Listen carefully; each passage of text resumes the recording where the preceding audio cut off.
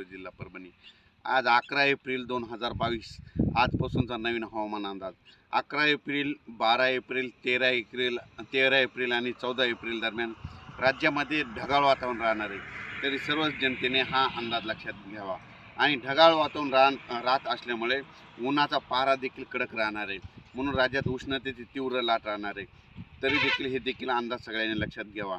पण राज्यातील एकंदरीत परिस्थितीचा आढावा घेता राज्यामध्ये सातारा, सांगली त्या भागामध्ये पावसाची शक्यता आहे। सांगली जिल्ह्यामध्ये काही ठिकाणी पाऊस पडण्याची शक्यता आहे, म्हणून हा देखील अंदाज सगळ्यांनी लक्षात घ्यावा।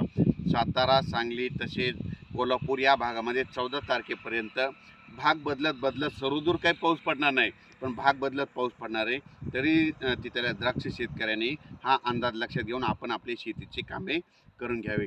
तसेच सर्व शेतकऱ्यांना आता सगळीकडं राज्यामध्ये सर्व शेतकऱ्यांची हळद काढणी चालू आहे। तर हळद काढणी चालू असल्यामुळे सर्व शेतकरी हळद काढतात, काढल्याच्या नंतर तर शिजवतात आणि वाळू घालतात।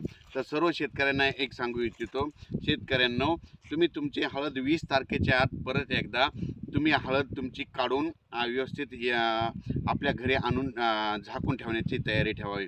कारण की राज्यामध्ये 20, 21 आणि 22 दरम्यान परत राज्यामध्ये पावसाची शक्यता राहणार आहे। कारण की काय होतं, हा निसर्गाचा असा नियम आहे, एकदा जर टेम्परेचर वाढलं की त्याला निसर्गच कमी करतो।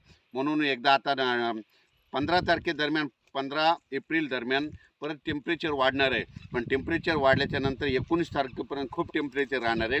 आणि हे टेम्परेचर लो करण्यासाठी परत निसर्गच काय करतो की त्याला लगेच पाऊस येत असतो। म्हणून 19 तारखेनंतर परत राज्यामध्ये वातावरण खराब राहणार नाही। द्राक्ष शेतकऱ्यांनी हा अंदाज लक्षात घ्यावा आणि आपण आपल्या बागेचं बेदाणा तयार करत असले तर त्याचं देखील काळजी घ्यावी।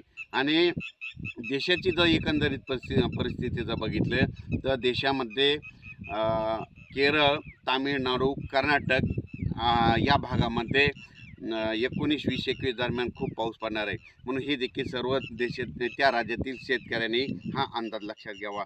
आणि तसेच द्राक्ष बाग या द्राक्ष करणारे जे शेतकरी त्यांनी 19 तारखेच्या आत आपण आपल्या द्राक्षाची काय मेहनत करायची, कशी करायची हे त्यांनी त्यांच्या नियोजनानुसार ठरवावे। हा झाला हवामानाचा अंदाज। जर अचानक कधी याच्यात जर आणखीन वातावरणात चेंजेस झाले, बदल झाले तर लगेच माझ्या एक व्हॉट्सअपच्या ग्रुपच्या माध्यमातून तुम्हाला एक मेसेज दिला जाईल आणि